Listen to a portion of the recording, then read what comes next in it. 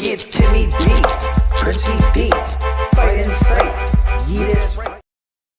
I normally have like such a great intro prepared, but everything got screwed up last night when the fight got canceled. So my whole intro totally ruined.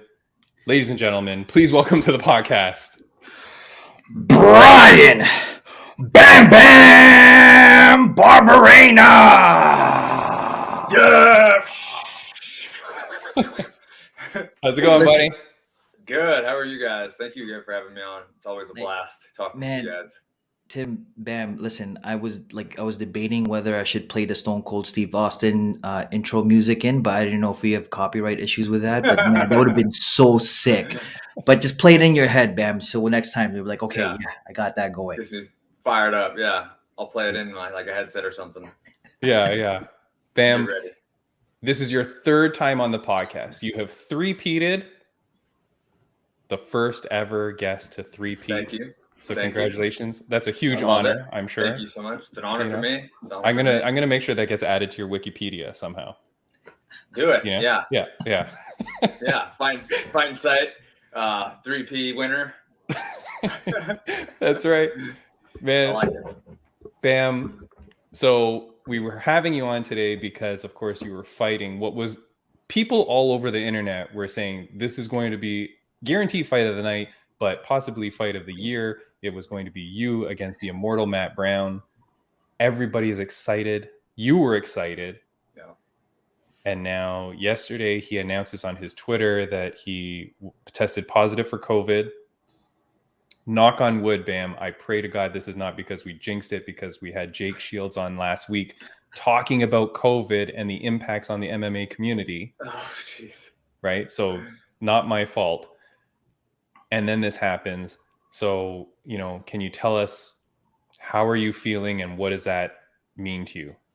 Yeah, it was pretty crazy because I was just gaming last night, last night as usual on Twitch, and just taking some downtime, playing with people, and all of a sudden this, I'm looking over at my other monitor, and a guy's like, "Man, I'm so sorry." I was like, "What's going on?" And he's like, Matt Brown just posted on Instagram that he's out of the fight with COVID. And I was like, what the heck? And then I get a text from Scott Holtzman. He's like, "I'm sorry, bud." I'm like, "Why are you sorry?" And then I'm like, Instagram, what the? So I go look him up, and sure enough, he posted. I'm like, oh my gosh. But so, I mean, how far in line was I with saying, "I hope you're okay"? Right after. I was close? Right after that, yeah. Right after that. You third.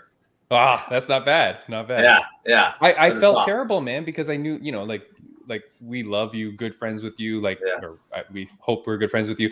And it was a fight that we were so anticipated about, right? Like people were so excited, everything was going well. So has UFC reached out to you yet to tell you the fight is canceled? Like, how does that work? No. So, no and yes. Obviously I found out through Instagram, whatever, and was like checking my email, see if I got anything. I didn't. I ended up messaging Sean Shelby, the matchmaker, and being like, "Hey, I just seen on Instagram, Brown's out of the fight. What's going on?" He texted me back quickly and said, "I just found out from Jeff Nowitzki. I'm working on it." And I said, "Okay."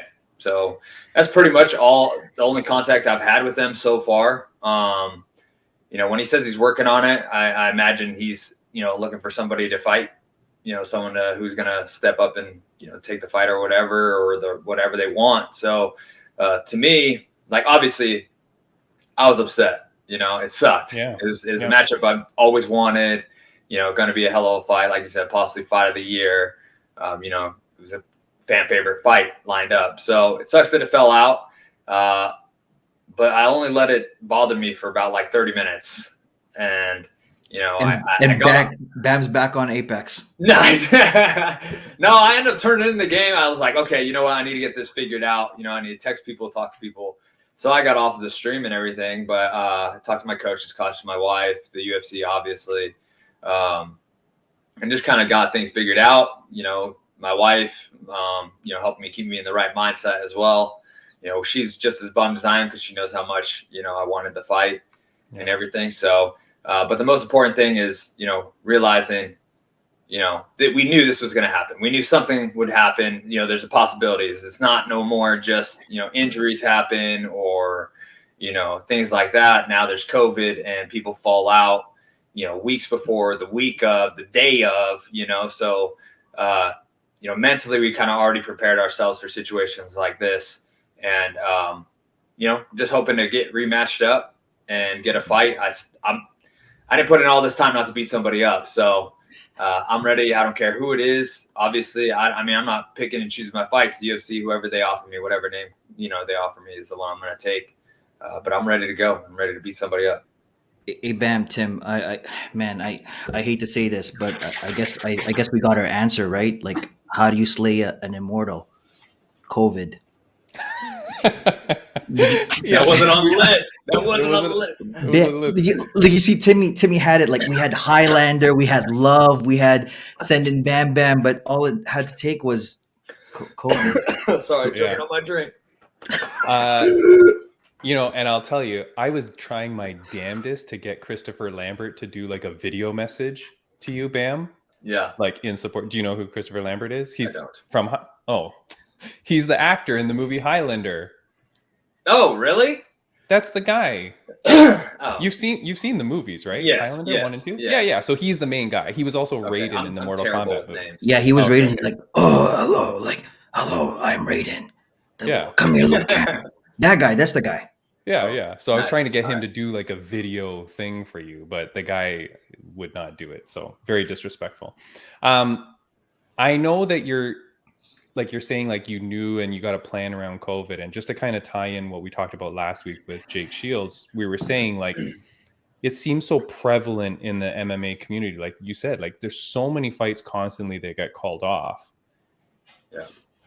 Just to touch on it, like, would you think it's because of the close contact of people, or is it because just a lot of the fighters maybe aren't vaccinated because of their stances on it, because they're athletes?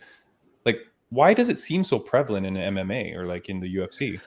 I don't think it's, whether it's vaccinated or not vaccinated, because, if you're vaccinated, you could still test positive. Right. The fight would still be off. They still, pull a fight, just protective measures. That's right. So I don't think it's that. I think, like, even for me, when I have a fight scheduled, I'm not taking, the only risk I'm taking is training.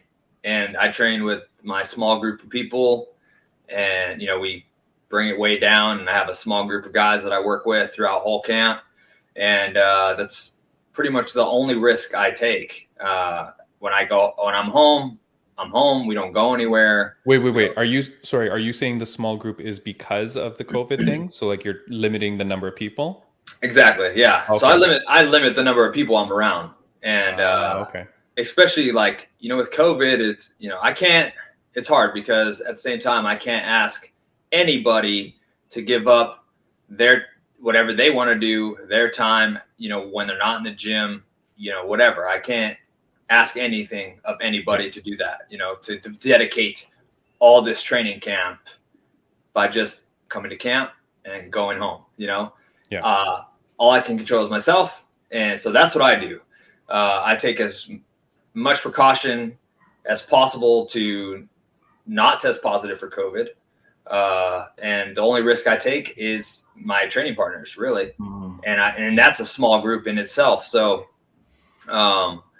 with the injuries and everything, it was just like, man, we need to get back to fighting again and, putting some fights together and everything. So it's like, I can't, for the longest time, we couldn't risk me popping positive for COVID, Yeah. So it's just, making small groups, little contact with people outside, and, just while I'm in camp, just focus on to the gym, home, with my family, with my training partners, and that's it. Is UFC testing you on the regular for it? No.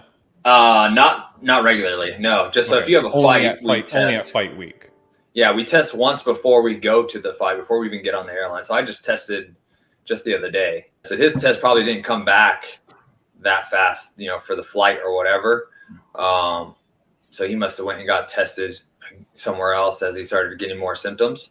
Yeah. But yeah, so they test us before like a week before the flight or whatever. And then as soon as we get there, we're tested. And do you know where your fight was going to be? The Was it at Apex. Apex? Okay. You're saying, like, you're for those that are listening on audio, Bam is a sweaty beast right now because he just came back from training. So you're still training, and like you said at the beginning, hey, give me anybody, I'll fight him. You wouldn't want to hold out for Matt Brown, like if he goes, hey, just give me like a month, like what Misha Tate did. Like what's it's a big name. It's a big name. See, that's the thing, and to touch on like still training, because I'm just left, did conditioning. Nothing's changed. I am prepping just like I'm still fighting Matt Brown, obviously, but training is just different, a tiny bit different. Really, I don't focus a lot on, putting my training directly around. Like, obviously, we do some training for the person, but a lot of it is just sharpening up the things that I do and adding some new tools to my game. So, just preparing as always. And then, I don't know about waiting. Like, I've been out a long time. I've had 2 fights in like almost a 3-year span. So I've been out quite a while. It sucks and hurts that, this fight fell through. But I don't know if I could wait, you never know what could happen, because next time, God forbid, an injury, I get COVID, and the fight could be off again. So I'm not about waiting. I'm totally down with fighting somebody next week, which I plan on doing 100%. And if they want to rebook the Brown fight for early next year, I'll take that fight after. Yeah. Hey, Bam, you know what I mean? Like, look, so first, it's like an extra added stress, like these like COVID tests. Like, first you got to make weight. Now you got to make sure, oh my gosh, I don't test positive, or like, oh, I hope I'm not pregnant. Like, you know what I mean? So, right? So, like, do you feel like even taking the test, you're like, oh my gosh, I hope nothing happens. I'm okay. Kind of, yeah. And, it's always like up in the air, especially because you could have no symptoms and test positive. Yeah. But that's what I was saying, because some people, right when it started getting announced, right, and they're like, oh, Matt Brown testing positive. In my head, I'm like, okay, but it is 2 weeks away. I wonder how early he has to pull out or even tell anyone. Like, what if he just was like, hey, I'm still feeling good, I'm going to keep training, not tell anyone, and then let's see if I can make it to fight week, and then test negative, and then see what happens. Yeah, I mean, that is a possibility, I guess. So which means though, if he did pull out, he probably was having symptoms that he thought, okay, no, I'm not. Yeah, I've seen something like, I've seen something where like he posted after the one that you sent me, and was like, he lost his sense of smell and taste, and he went on a run. He went on a run, and his lungs were burning really bad. Yeah. Okay. So obviously, it might affect his his training a little bit, or performance enough. So, it's a shame. Like, me and my wife are talking about this. Is nothing's for sure until I step in that octagon. Like, we don't. Nothing's for sure. I mean, even walk into the octagon, trip, fall, cut your. I don't know. Anything could happen. Until I'm in there, nothing's for sure. Yeah. Bam, I don't know if it's gonna make you feel better, but why don't I download UFC Live? Like, you download UFC Live, and I'll play Immortal Matt Brown, and then you'll be Bam Bam, and we'll play online, and we'll live stream it on Twitch, and people can watch it. Look, because this fight actually happened online and virtually, right? And see what happened, and see what the verdict. At least, there's a fight going on. Plus, there's no fight this coming weekend, so might as well just set that up, right? That's very true. Wait, I'm not. Okay, I've never played the UFC game, like, unless EA Sports is listening, in which case I love that game. Bam, are you in the game? No. Stupid Prince, what the hell? But hello, there's you can make a character. You can create a character. Like, how? Listen, you know how many you can listen. You can have a guy with a massive beard all the way down here. We're good to go. You make the beard big enough to cover the tits, and we're good. Bam, there were, we got fan questions and whatever, but of course that was on Monday before, so they're mostly related to Matt Brown. and the fight. I do want to just ask you one of them though, because I thought it was a good question. And this is our good friends over at MMA Social Squad. They asked, and this kind of applies, but what thoughts have you noticed fighters go through when they're about to fight a legend? You know, I don't know that Matt Brown is a legend. He kind of is, I guess. He for sure is. Okay. Yeah. So I didn't want to disrespect, but so what are your thoughts when you're going in there fighting a guy like that? It motivates you more, nervous? I'm definitely not nervous about it. I'm super excited about it. Like it definitely motivates me more. It's a guy I've been watching for a long time. I'm a huge fan of Matt Brown. You know, I love the way he fights, everything. Actually, we fought on the same card in Brazil. I fought Warley Alves on that card. He was on that card. I gave him some sweet sweat and a sauna top. He needed it to cut weight. So nice. I mean, I don't know if he remembers that or not, but yeah, it was like early on in my career, and it was like a cool moment for me, you know, because I'm a fan. But you know, as far as going in there and fighting him, I mean, to me, he's just another person I gotta go in there and beat. And the fact that he has the credentials and the name and has done what he's done and the way he fights, it just makes me that much more excited to, you know, go in there and test myself against him and try to put him away. Yeah, but Bam, don't worry. When we get Matt Brown on the show, we're gonna ask him the same question. Like, how does it feel to fight a legend? Yeah. Hey, that's you know what? We've been saying that all camp. This is a legend versus a legend fight. Yeah, it's not happening. But you know, he's a legend. I believe I'm a legend, and in my own making, for sure. In fighting, I believe I am as well. Not many people can bring it like I bring it and put on shows like I put them on. So I 100% believe I'm a legend as well. So nice. You are, Bam. You are a legend. You are. Oh, thanks, bro. I appreciate it. I just posted a meme on our Instagram today. You know, I don't know what welterweight is going to take on Bam Bam on short notice. Is that a worry for you? Like, you're such a monster. What welterweight is going to risk that? To be honest, I'm not worried about it at all. I think you think they'll find someone. I think there's a ton of people that want to fight me. I think a lot of people look at me and watch me fight or whatever, and it's kind of always been like this. But I think they look at me and like, that's a name, and that's an easy fight. That's an easier fight to take. And I mean, I believe, like, people think that. I have no problem. Like, people always want to fight me, you know, if I have short notice or whatever. People always ask to fight me because I feel like I somewhat got a name because of how I fight and bring the fight to people. Yeah. And, you know, I think they think that I'm like easier because I don't know why, but they sure do find out when they step in there with me. You know, they made the mistake of doing that. So whoever it is that's going to take the fight, thank you. But they're going to know they made a mistake. Nice. There you go, Bam. And got threats on Fight Inside Podcast, baby. And, you know, after we interviewed Lupi Godinez, she went on to fight 3 times in 42 days. So, hey, man, that's right. Maybe you take this. Maybe someone takes this short notice fight, dispose of them very quickly and easily, and then maybe the Matt Brown fight happens in January, right?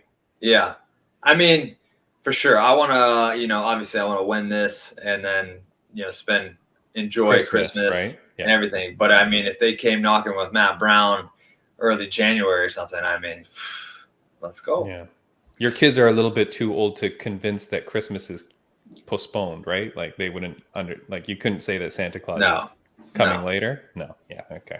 Too bad. No. Yeah. All right. I would still make it work. I'd still make it work. I'd just be upset because I don't get to eat, and I already don't get to really eat for Thanksgiving. So. Yeah, that's true. Yep. All right. Man, it's tough, man. I when I saw that news, I was like, what the frig? I was so upset. But we will move on, and we will ask some other questions, Bam. One thing I wanted to ask you about was, well, actually, let me get to a dumb question first. Are the shorts getting tighter, Bam? Why does it seem... Okay, it seems to me, not that I'm staring at this, not that I am staring at this. It seems like once Venom released their kits, the shorts seem very tight in the crotch area. Like, am I off on that? Did you notice that at all? Personally, I did not notice. Personally, I did they've always been notice. very tight. Yeah, yeah. It's always tight up there, but.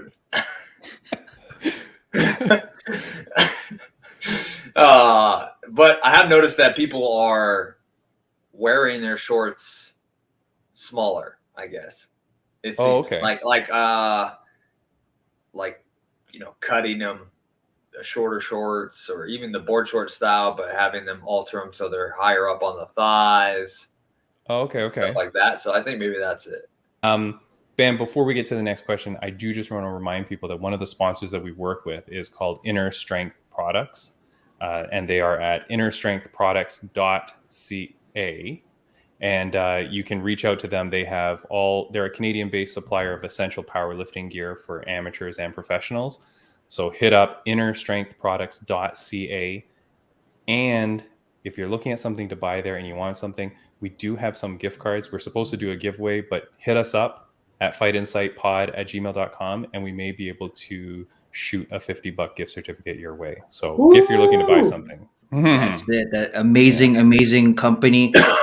It's really helped out with my PR. Like so far, my bench is 50 pounds. What's your bench, bro? My bench is 50. Went up from 25. Yeah, went up from 25. My squat, yep, gains. Absolutely. I'm sweating buckets even thinking about it. My squat is 12.5 pounds on both sides with assist. And also my deadlift is, I think, just the bar itself. Thanks. Nice. How does everybody feel about this? Thanks, man. I think that's good. You're making an improvement. It's small. From no bar to bar.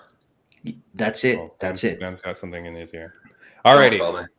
Next question. Well, let's move on to this topic, Bam, and I am excited to talk about this.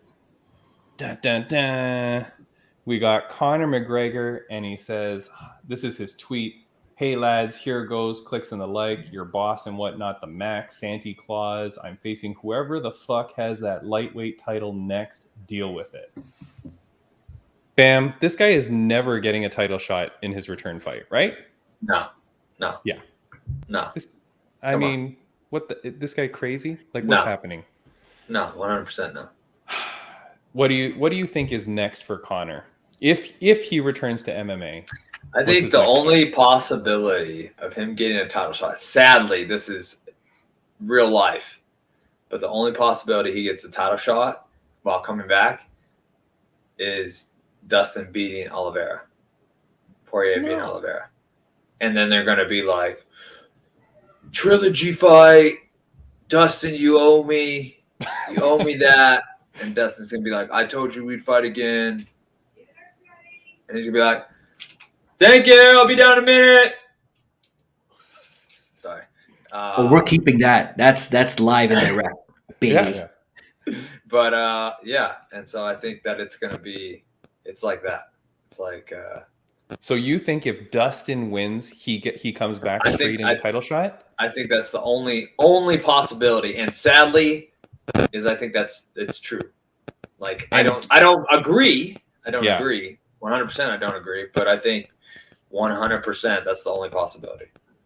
And then what does Gaethje do? Does he murder someone? Like, what is, like, Gaethje's sitting there saying, I get the next title shot guaranteed. So, like, Gaethje will be livid.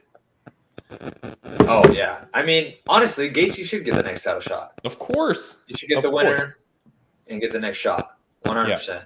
Yeah. Like, and Justin's been so vocal lately too. He's been so out there calling people out. Well, right? I think he knows. He knows too that like he needs to be more vocal. He needs to be saying stuff to get this shot because he knows Conor's out there trying to chirp in the ear and be like, hey, when they win, when Dustin wins, I'm fighting. Yeah. And who do you give the edge to in that fight? Dustin or? I like Dustin. I like me Dustin. too. Yeah. I mean, it's definitely a tough fight. Oliveira has gone crisp. Like he's looked phenomenal. But I got Dustin. Putting Yeah, it on yeah, him. me too. Yeah. Dustin, yeah. I like the blonde. I like the blonde hair of Charles Oliveira. I feel like that changed him ever since he started doing that. He went Super Saiyan. Yeah. Yep, that's it. Yeah. But all right. Yeah, I don't know, man. I feel like it is insane to think that Conor gets the title shot next because I feel like it has to be Gaethje. But you're right. If it's Dustin, that's the only argument. It's going to be very tough for them to not give it to him. Yeah, he's going to be hounding him. Yeah. I mean, it's 100% not fair. I don't agree with it, but that's like his only shot. Yeah. All right. Next thingy. Here's the fight of the century. Bam, I apologize. It was going to be Bam Bam versus Matt Brown, but not now because it's this fight, baby. What is going on here? That's my this is my meme, but it's Funky Ben Askren calling out Nate Diaz. Bam, I like this fight. I think that's a good fight. Is it an MMA fight or is it a boxing fight? I don't care. They could fight on Twitter. I just want to see it. If it's boxing, no, sure it's MMA. No, it's MMA. Okay, thank goodness. Yeah, no, it's MMA. It's Nate Diaz's last fight on his contract. Askren says and he wants Askren it too, right? Why he only has one fight left on his contract? I don't know. I mean, I'm not positive, but yeah, who knows? But they bring him back. I think because Dana thinks this is a good fight for Nate to win, and we need Nate to win. Mm-hmm. Bring in Ben Askren and see what happens. What do you think about that fight? Who wins that? Yeah. I think Askren stands a good chance of winning that. So do I. Really good chance. Yeah. I mean, he could take a shot. Obviously, not a running, flying knee, but he's pretty good at taking some shots normally, and he has really good wrestling that can shut down the jiu-jitsu game of Nate. And Nate's not a big guy to stand back up, really. So, I mean, that's a winnable fight for Askren. It's a lot of ground and pound coming. Yeah. Right? I mean, if Nate wants to step in for the Matt Brown fallout, let's go. Ooh. There you go. There you go. Don't be scared, homie. No, hey man, I don't think there's any way he's taking you. Nah, he's not. He wouldn't even step up. No. He'd probably because that's too damaging for him. That's what I mean. Like I feel like Nate's got to pick someone that he thinks isn't gonna. Nah, he's only gonna pick guys who are high ranked and stuff, just so that way it looks like he's. No, well, also because he's thinking he's getting to the title, right? Yeah. Nate's always focused on that, thinking like I'm getting to the title. So he wants like a top 5 guy. Yeah. But I feel like the Askren fight is exciting for him.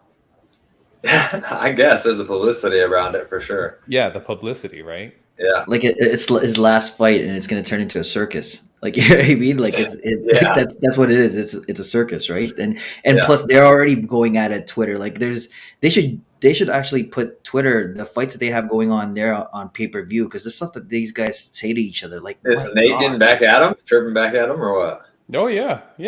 They're going back and forth. Oh, nice. Yeah, it's good, man. It's good. Yeah. All right. The next thing I want to talk to you about. This one was a little bit weird. This kind of relates back to Gaethje, but this is from I got this from the face of the game. This is Ally Aquinta. So after his last fight, he reports out saying, "I'm thinking that's it. That's the way to go out. I mean, obviously you want to go out on a win, but this shit isn't worth it. You saw Chandler and Gaethje. These guys, they beat the hell out of each other. That wasn't worth it." Al seems like he's done. Right after the loss of Bobby Green, seems like he's done before too. I think he's retired like 3 times or something. Yeah. Now, to be fair, he's got apparently a very successful real estate business, and he's doing well. Yeah. And so he's like, "Hey, man, I don't need to do it. I'm good."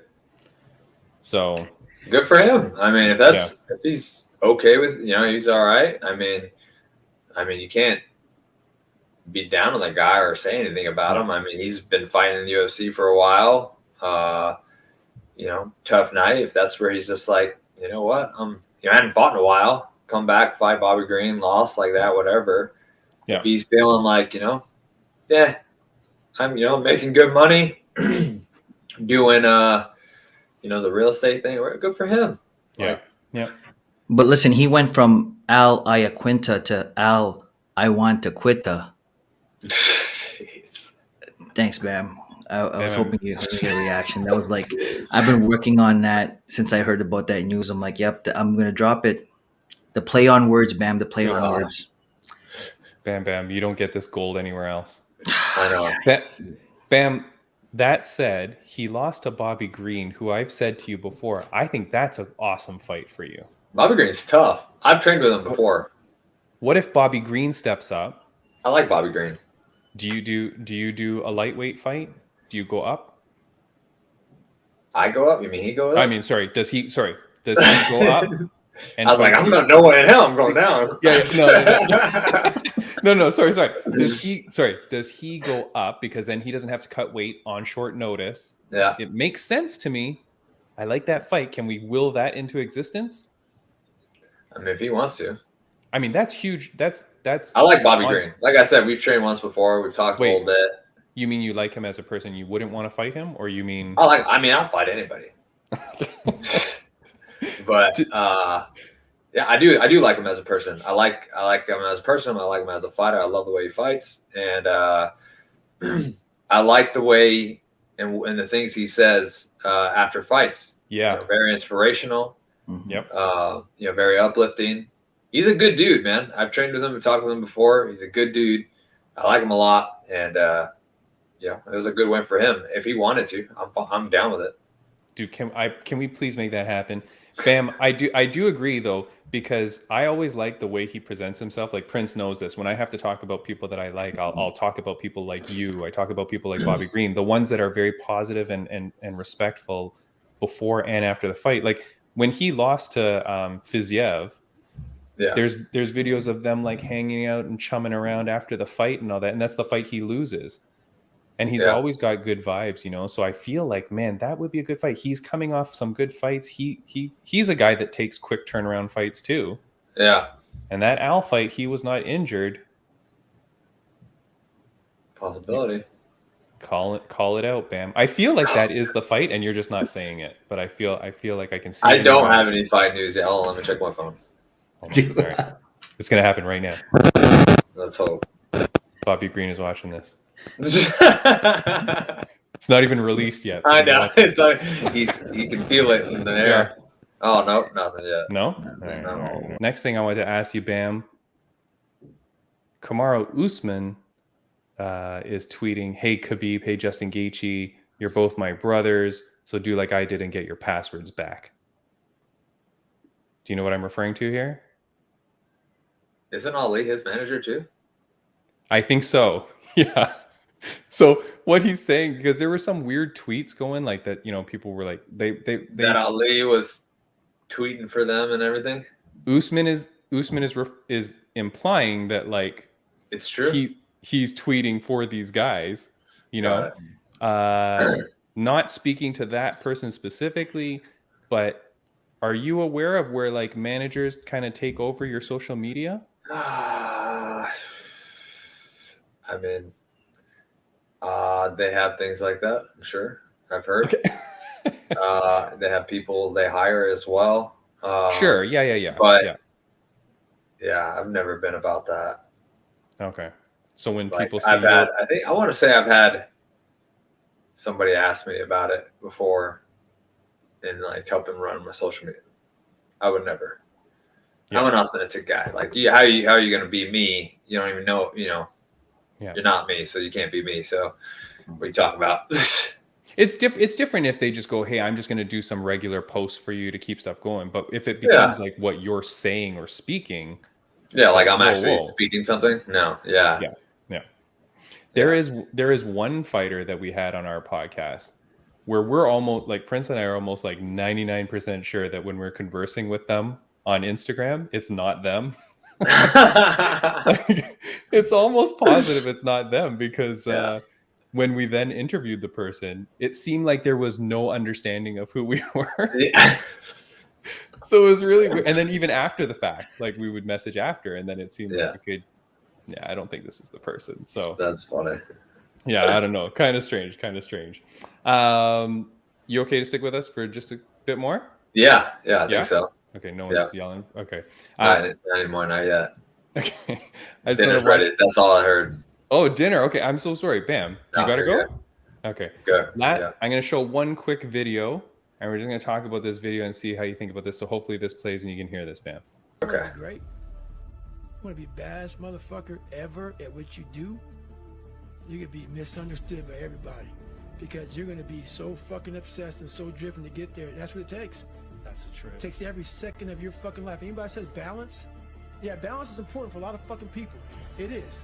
But if you want to fucking go to that edge where people do not like you, don't understand you, question everything you fucking do, you've arrived. If you want to be great. All right. So I hope you could you hear that, Bam? Or were you Yeah. reading the subtitles? Yeah.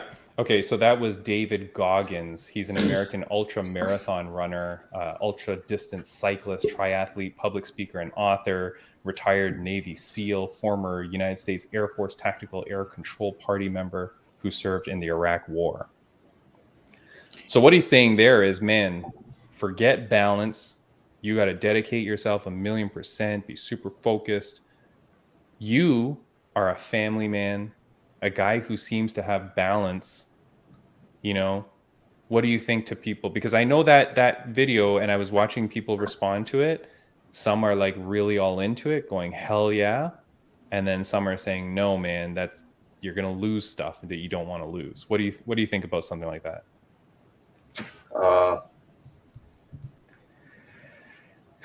It's I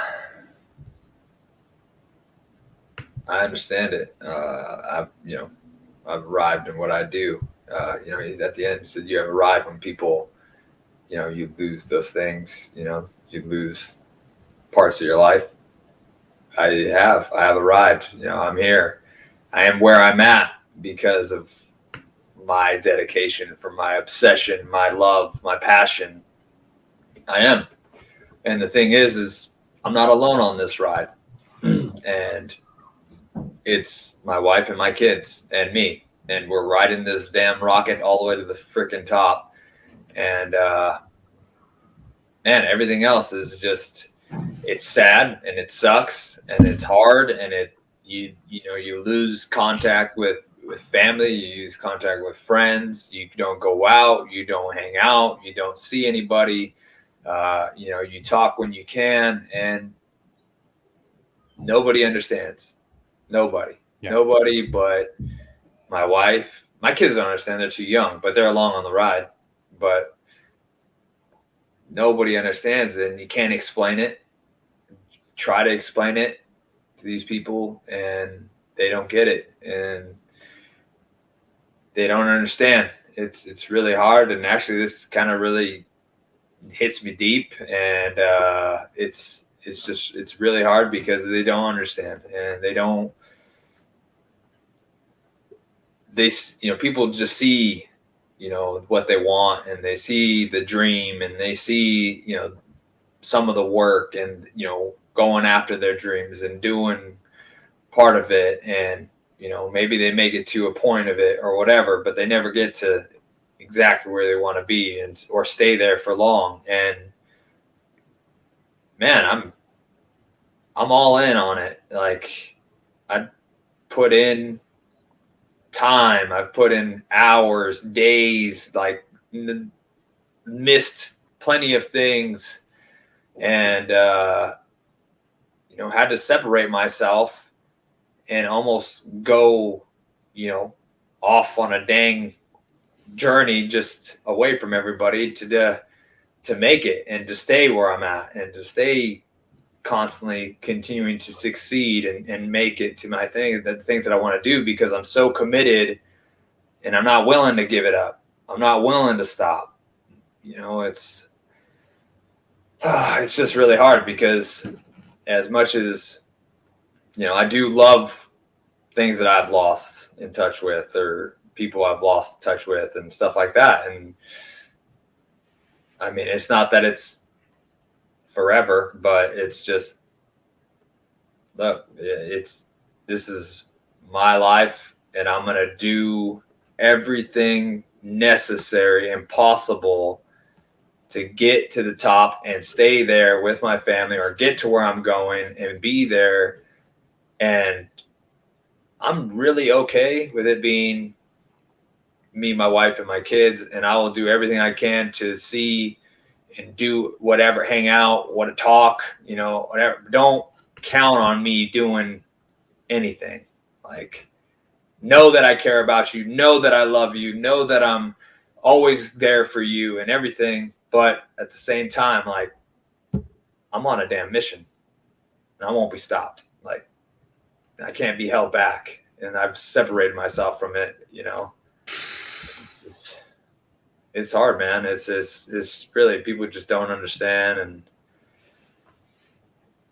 I can't explain it. Like, and well, it's the thing is too, is because you try to explain it and it's like unexplainable to them. They just think that I could just do this, or all I got to do is do this, and to make it better. And it's not that.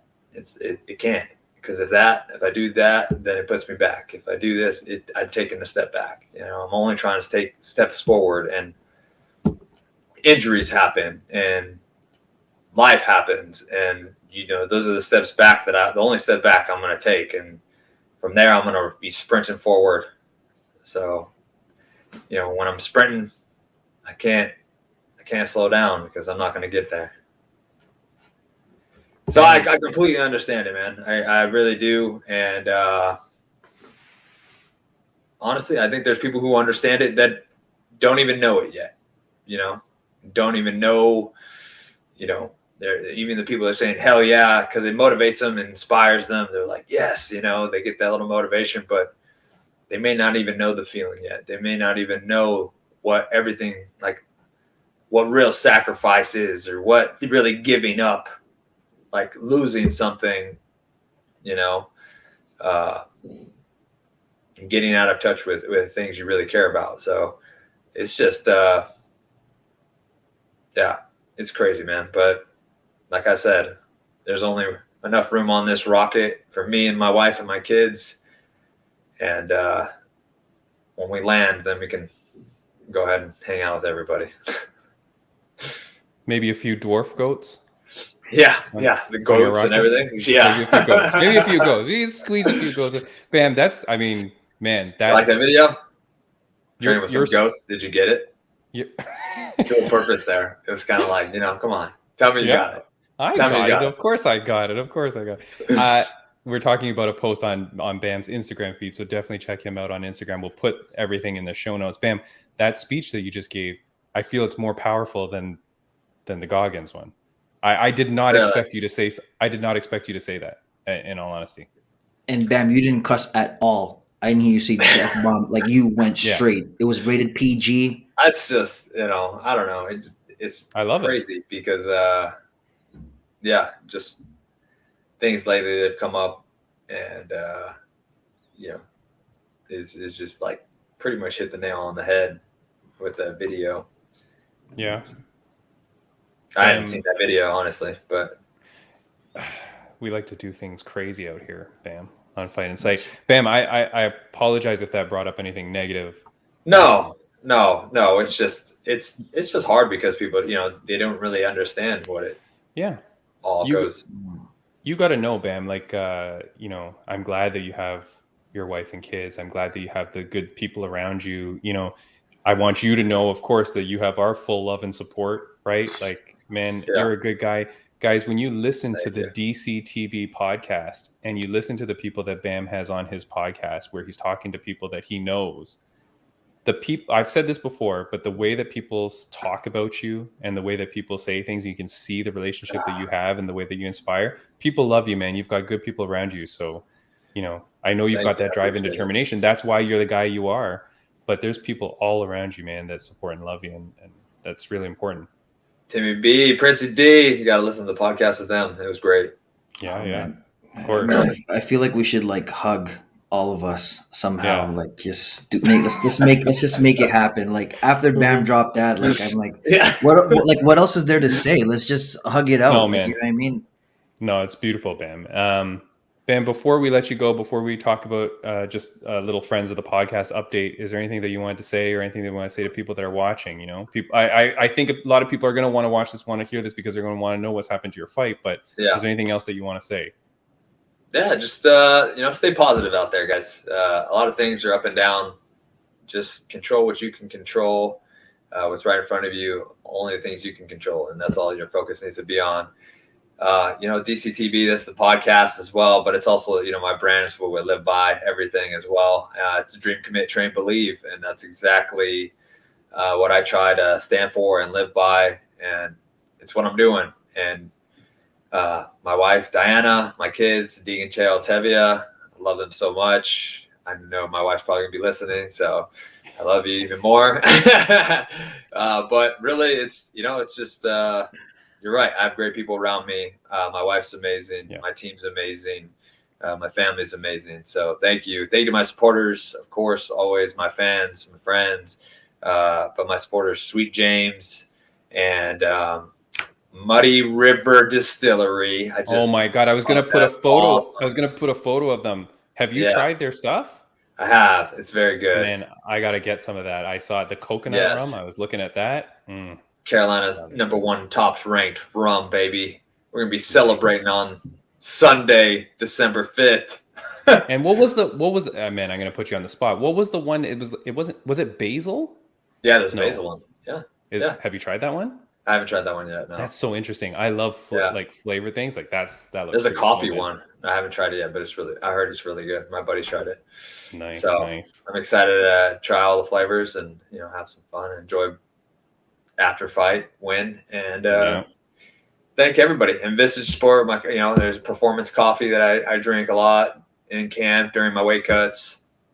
Golco Clan Group helps take care of my dogs. Just a ton of people, ton of support, great people with Jimmo, all my training partners, my coach, Jeff Jimmo, especially. Thank you guys. And you guys have always been super supportive. Had me on 3 times. Yeah, for sure, man. 3 times. What is a quad Pete? What's the 4P? 4P? Is that it? 4P? I don't know. Sure, we'll call it. That's what it is. 4P. Bam. Before let me just give a quick shout out. Next week's guest is Luke, I am your father. Joe Daddy Stevenson, the OG tough winner. Nice. He's coming on. He just recently passed the Herb Dean judging referee certificate course, something like that. So we're gonna have it's a thing, man. So we're gonna talk to him about we're gonna have Joe Daddy Stevenson. That is so cool. Big shout out to our former guest and friend Matt Queso Padilla. He trains with Joe Daddy, so that's how we got in touch. So that is awesome. Friends of the podcast update, just a quick update. Lupi Godinez was victorious last weekend. We are so pumped for her, man. She is amazing. Very happy. Trap Gambino, I don't know if you know him, Bam. He's a cool character, super heavyweight amateur fighter. He started an OnlyFans. So if you guys are a fan of his through our podcast, check out, he has an OnlyFans. It is not a sex OnlyFans. It's just to follow him on his MMA journey and his weight loss journey. So check that out. I do want to give a shout out. And to bare knuckle fighter, Melissa Karagianis, her fight got bumped, so she's looking to fight in 22, hopefully early January, February in 2022 for BKFC. So good luck to her as well. She's still training. Awesome. Bam. Awesome. It was a lot more emotional than I thought. Man, again, we love you. Your fight is going to be amazing, no matter who it is. December 4th, Bam Bam is punishing somebody. Line them up, right? Yep. Line them up. We'll knock them down. Let's go. Anybody they want. Yeah, listen, Bam. Listen, I'm telling you right now. Our future goal, we're hoping this dream's gonna come true. Is we're gonna come in there and help train for a fight with you. Let's do it. Like, oh my gosh! Like, I have nothing to contribute in terms of training expertise, but I can help out with the chores around the house. The jokes too. The jokes and like if there's anything that needs to be done around the house to relieve some of the pressures at home, like I could take care of that, Bam. You just let me know. All right. You know when you Castrate train, the bulls. You got it. Yeah, I can take that. That's not a problem. That's not a problem. you know when you train and you put the bag on the ground and you just Yeah. elbow it like practice. He's the bag. Yeah. No. Yeah, He'll Yeah, you- squirm a little. that's Yeah. it. Have to work movement too. Yeah. Perfect. Listen, and trust me, and you have, in order to get through me, like I'm a cheapskate. Like I'll cheat my way through any fight. So like I'm telling you, Bam, you I've better heard the like story. load up on your jock strap, because I'm a dick kicker. So I go straight for that area, because like if I don't get the dub, then I don't get the love. Oh, how'd you guys like that? That was pretty good. That was bad, eh? Not bad. Not bad. That was an unplanned piece of gold there, Bam. Thank So, Bam Bam, thank you so much. Go eat dinner. you. Always huge supporters, guys. We will put all Bam Bam's links in our show notes, which includes your Instagram, the farm's Instagram, right? Yep. We'll put Jimmo as well. Just follow all those. Support Bam Bam wherever you can. Find his sponsors and support them as well. Get some rum. That Muddy Yes. River rum looks delicious. Yes. Bam, thanks so much, buddy. Thank you so much, guys. All right, Much love. take care. See ya. Have a good Bye one. bye. See ya. Bye.